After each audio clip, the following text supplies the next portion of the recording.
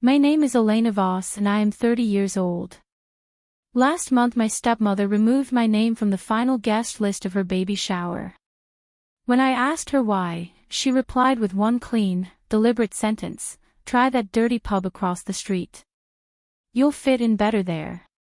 She added a smiling emoji at the end, as if the insult needed a soft decoration. I did not argue with her. I did not call my father in a shaky voice. I did not post anything public asking the family to defend me. I simply took the instruction she had given me at face value and made different arrangements. Those arrangements ended up costing her more than one empty chair at a decorated table. I had never been the preferred daughter in that household. My father remarried when I was 19. His new wife, Rebecca, arrived with polished manners for company and a very clear internal ranking system for everyone else. She smiled easily in photographs and measured people carefully when the cameras were off. 2 years after the wedding she gave birth to my half-brother. From that moment forward the family calendar belonged to her. Holidays, birthdays, Sunday dinners, weekend plans, everything was arranged around her comfort and her preferences. I was included when it required almost no effort from her and quietly dropped when it did. I still showed up for years. I brought gifts that were neither cheap nor excessive. I stayed polite in every conversation. I kept my tone light even when the exclusion was obvious. My father would say the same sentence whenever I mentioned the pattern. "She's trying, Elena. Just give her time." Time passed. The trying never improved. What improved was her confidence that I would continue accepting whatever version of family she felt like offering. When Rebecca announced she was pregnant again at 42, the family moved into full celebration mode without hesitation. Group chats filled with congratulations, name suggestions, and unsolicited advice. Relatives who barely spoke to me during the rest of the year suddenly had opinions about nurseries and feeding schedules. I sent a short, civil congratulatory message and expected nothing more. I had learned by then that expectations were a form of self-injury in this family. Then the baby shower invitations went out. They were sent through a formal digital system with tracking. Everyone in the immediate circle received one. I did not. I only discovered the omission when my cousin casually asked whether I was planning to bring a gift to the shower on Saturday. She assumed I was invited. It was a reasonable assumption. It was also wrong. I texted Rebecca directly that afternoon. I didn't receive an invitation. Was that intentional? Her answer arrived 12 minutes later. It was short and clean. Yes. Try that dirty pub across the street. You'll fit in better there. Smiling face with smiling eyes. I read the message once. Then I took a screenshot, saved it to a locked folder on my phone, and set the phone face down on the table. I did not reply. I did not forward it to my father. I did not ask anyone else for their opinion. I simply sat with the information long enough to decide what it was worth. That evening I made a quiet inventory of facts instead of feelings. Rebecca's baby shower was scheduled at a private garden venue she had reserved 4 months earlier. The deposit had been paid. The catering had been ordered. The guest list included her college friends, her 2 sisters, and several women from the country club she had joined after marrying my father. What she had not fully secured was the final payment. She was counting on my father to clear the remaining balance in the final week before the event. I knew the venue. 3 years earlier I had done short-term contract work with an events coordination firm that used the same location regularly. The owner still responded to professional emails when I reached out. I did not ask him to cancel the booking. I did not request any special interference. I simply confirmed the standard payment timeline and noted the date. I spent the next 2 days living my ordinary life. I went to work. I answered emails. I met a colleague for coffee. I did not mention the baby shower to anyone who did not already know. On Thursday evening, Rebecca posted a cheerful message in the family group chat. So excited for Saturday. Can't wait to see everyone. Heart emojis and offers to help with setup followed quickly. I read the messages and said nothing. I understood exactly what was happening. Rebecca had decided that my presence was optional and my absence was preferable. She had communicated that decision clearly and in writing. The only question left was whether I would continue pretending the decision had not been made. I chose not to pretend. On Friday morning I woke up early and reviewed the week the same way I review any project at work, by checking what had been completed and what remained open. The invitation issue was closed. The response had been received. The boundary had been stated by her, not by me. All that remained was to act in a way that matched the information I had been given. I did not need to make a speech. I did not need to demand an apology. I did not need to force my way into a room where the host had already announced I did not belong. The cleanest action available was also the simplest one: stay away. That decision felt lighter than any argument I had ever had with her. I spent Friday evening preparing for an ordinary Saturday that had nothing to do with baby showers, paper decorations, or forced conversation. I confirmed lunch plans with 2 colleagues in a different part of the city. I chose a restaurant that was quiet and well-run. I went to bed at a reasonable hour without waiting for any further messages from Rebecca or my father. The instruction had been clear. The response would be equally clear. On Friday afternoon the venue called Rebecca. The remaining balance on the booking had not cleared. The card she had placed on file was declined. They informed her that full payment was required before end of day or the reservation would be released. Rebecca panicked. She called my father first. Then she called her sister. Then she called my father again. I know this sequence because my father called me shortly afterward. His voice carried the tight, controlled irritation he used whenever a problem threatened to become visible. "Do you know anything about this payment issue?" he asked. "No," I said. "Why would I?" He paused. "Rebecca thinks you're involved." "I was told to try the dirty pub across the street," I answered. "I've been following the instruction I was given."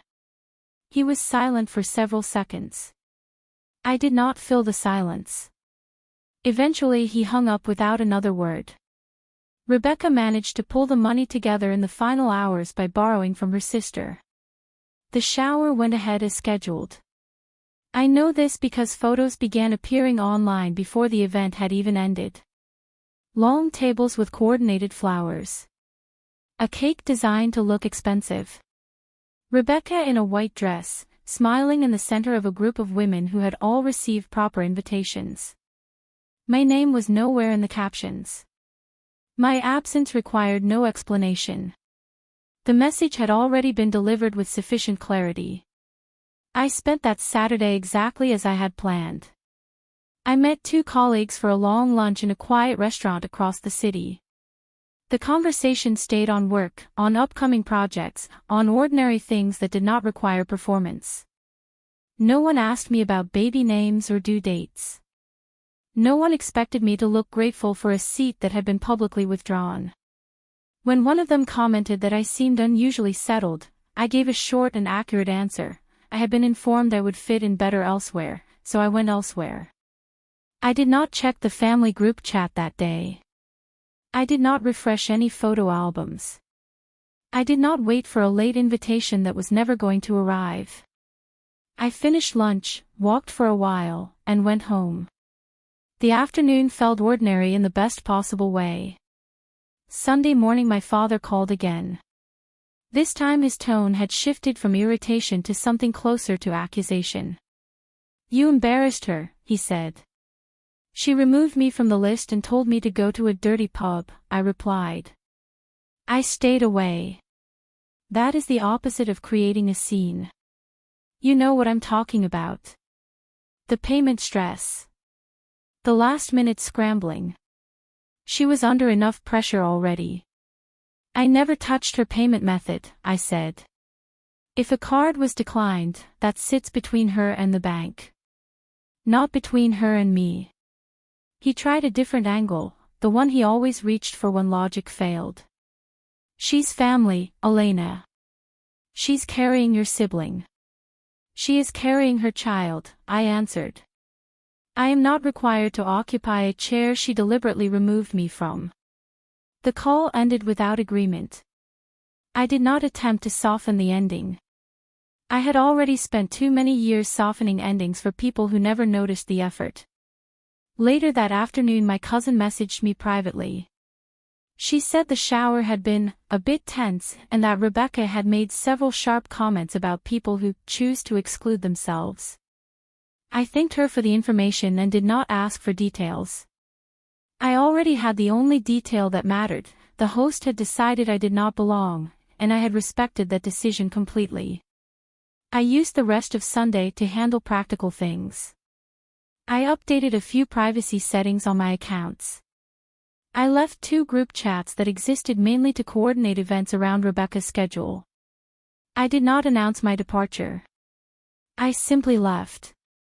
The system adjusted without me, the way systems usually do. Monday morning I returned to work as usual. No one in my office knew about the baby shower, and I preferred it that way. My life outside that family structure had always been more stable than the one inside it. I intended to keep it that way. In the evening Rebecca sent a longer message. It was carefully written, the kind of message that tries to sound reflective without actually accepting responsibility. She said she had been overwhelmed. She said pregnancy hormones made people say things they did not mean. She said she hoped we could move forward for the sake of the family. I read it once, slowly. Then I left it unanswered. I did not owe her a reply. She had already given me clear instructions about where I belonged. I had followed them. The following days stayed quiet on the surface. My father did not call again immediately. Rebecca did not send a follow-up. The family group chat continued without my participation. I noticed the silence the same way I notice any other change in data, without drama, without the need to force a reaction. I understood what had happened with full clarity. Rebecca had tested whether I would still chase a place at her table after being publicly told I was not wanted. I had declined the test. The result was simple and clean. She received the absence she had requested. I received the distance I should have claimed years earlier. I did not need her to apologize in order to move forward. I only needed to stop cooperating with a pattern that required me to accept less than basic respect. That decision had already been made. Everything that followed was simply consistency. By the end of the week the baby shower photos had stopped circulating. New conversations replaced them. Life in the family moved on in the direction it had always preferred, centered on Rebecca's preferences and timelines. My absence no longer required comment. It had become a settled fact.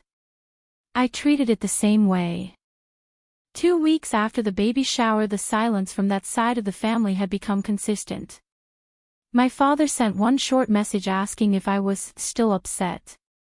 I replied with a single sentence, I am not upset. I am consistent. He did not answer. Rebecca did not write again. The group chats I had left continued without any request for me to return. The system had adjusted, exactly as I expected. I used the quiet productively. I focused on work, closed 2 long-pending projects, and declined 2 social invitations that would have required me to explain my absence from family events. I offered no explanations. People who needed one were not the people I intended to keep close. At the end of the month my father requested a short meeting. We met in a neutral cafe near his office. He looked tired in a way that had little to do with sleep. He began with the familiar attempt at soft pressure.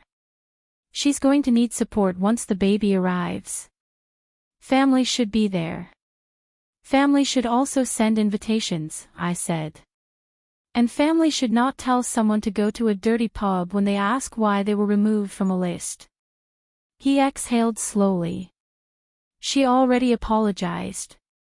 She sent a message that avoided responsibility, I corrected. That is not the same thing. He tried again. You're being hard. I am being accurate, I replied. She made a decision. I respected it. If she wants a different arrangement in the future, she can start by offering basic respect instead of an insult framed as a joke. The conversation ended shortly after that.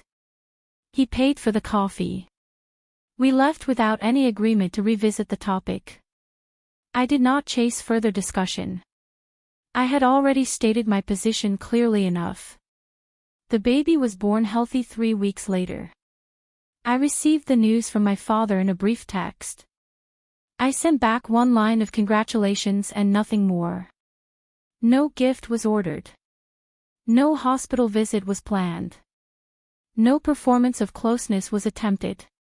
I had learned that gestures without respect become another form of unpaid labor. I was done providing it. Rebecca's sister attempted to reach me once through a mutual contact. The message suggested that everyone should put this behind them for the child's sake. I thanked the contact for passing it along and did not respond further. The child had 2 parents and a full set of relatives who had been welcomed at the shower. My absence created no practical gap. In the months that followed, the distance settled into something stable. My father still contacted me on occasion about practical matters, paperwork, an old account, a question about a shared document. The conversations remained short and functional. Rebecca's name came up less and less. When it did, I neither attacked nor defended. I simply did not engage. I updated my own life in the same methodical way I handle any system that needs correction. I kept my circle limited to people who did not require me to accept public disrespect as the price of admission.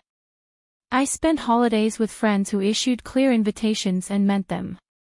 I stopped measuring the success of a gathering by whether certain people appeared in it. One afternoon my cousin called and mentioned that Rebecca had told a group of relatives I had chosen to cut myself off. I listened, thanked her for the information, and noted the framing. It was predictable. People who remove others from lists often prefer to describe the outcome as the other person's choice.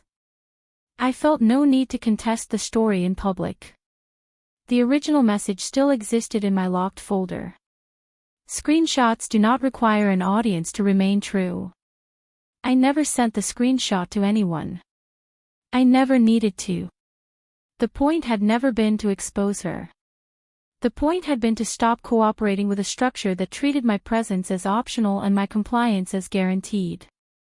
Once I stopped cooperating, the structure revealed itself clearly enough without my assistance. Now, almost 6 months later, the situation remains unchanged. I live in the same city. I do the same work. I keep the same small set of reliable people around me. The difference is that I no longer keep a version of myself available for last-minute inclusion or public dismissal. Rebecca wanted me absent from her event. She received that absence permanently. Some people believe that if they deliver an insult with a smiling emoji, the other person is still obligated to return to the table later and act as if nothing happened.